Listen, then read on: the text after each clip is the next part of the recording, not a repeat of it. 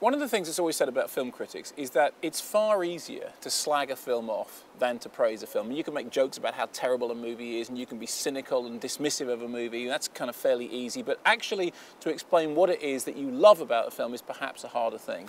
We've done a thing recently here on the Kermode Uncut blog when I've been listing the films that I thought were worse than Bride Wars. And I'm quite serious about this. I mean, if there are 10 worse films than Bride Wars, you know. But obviously, it's kind of one thing to stand up and say Marley and Me is a hideous, horrible abomination of a film and Michael Bay should be locked up for making Transformers. But it's slightly harder to explain what it is about a strange, quirky, offbeat little film that you really love. Now, if you cast your mind back to, I think it was May, I did a blog around the same time that Wolverine came out, talking about a film called Helen, which is a very low-budget, little movie that really caught my eye and really, you know, caught me off guard.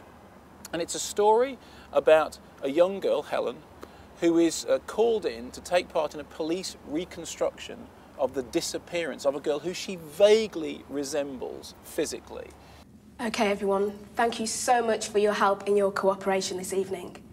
Can I just ask everybody except Danny number 2 and Joy number 4 to step to the side for me? Thank you.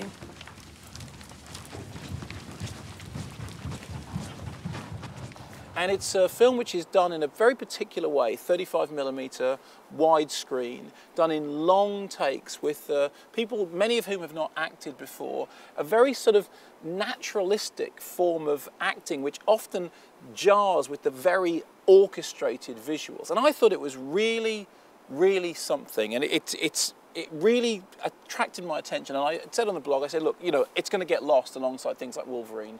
Please go along and see it. Now, at the time, you didn't all buy it. This, for example, was something that was posted on the blog by a Savvy Film. He said, dear doctor, I'm going to have to disagree with you strongly, very strongly. There has to be something more than atmosphere to recommend a film.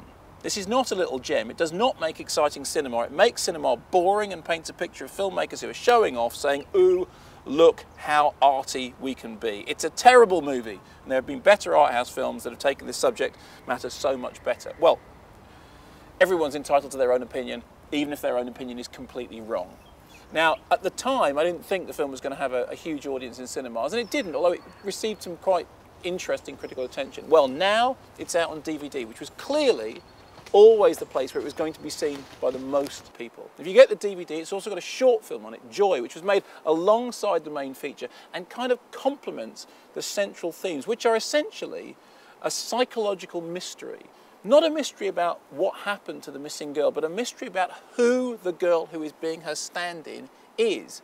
It's a film about somebody trying to discover their own identity. It's been compared to the works of Antonioni. I mean, certainly there are echoes of The Passenger, I would say also of Blow Up. It reminded me most profoundly of David Lynch, which you will know if you're a regular here is the highest kind of compliment, because many things try to mimic David Lynch, but it had that same woodland feeling, the same sense of atmospheric menace. Anyway, Helen is now out on DVD, and I had to see it again to review the DVD, and my position on it has changed slightly.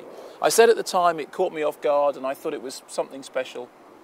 Having now seen it a couple more times, here's what I think. It's definitely, and I mean definitely, in my top 10, if not my top 5 films of the year.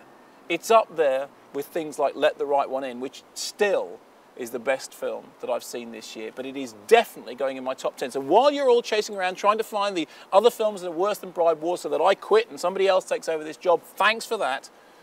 Do yourself a favour, go and get Helen on DVD and then tell me here on the blog what you think about it, because I'm putting my money on the table. It is one of the 10 best films of the year, and I was right.